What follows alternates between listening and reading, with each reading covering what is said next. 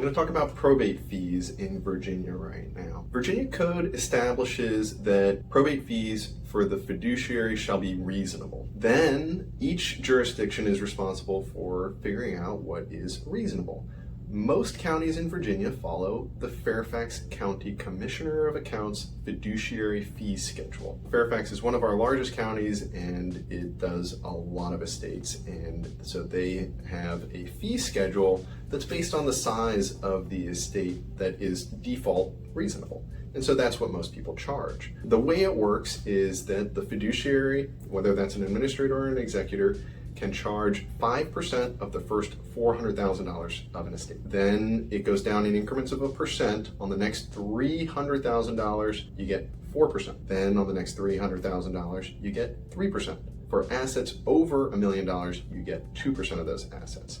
And it's incremental, like the rate that applies for income taxes. So 5% of the first 400, 4% of the next 3, etc. You are able to take that fee as long as you do the job of the fiduciary. And the job of the fiduciary is basically filing the financial reports, paying the bills, and distributing the estate. It's not an easy process. It takes a long time and there's a lot involved with it. And so the fee, even though it feels like a very large fee, ends up being reasonable because of how much work is involved. And so then you are also going to have to incur fees for the court costs of the matter, and specifically, like I mentioned before, the Commissioner of Accounts.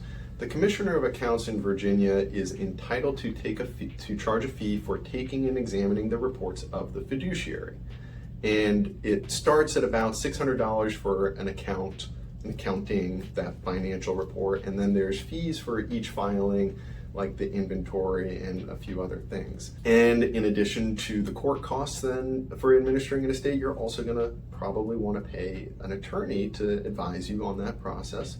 And then there might be also some professional fees for helping you with preparing those financial reports and taxes and accountings and stuff like that.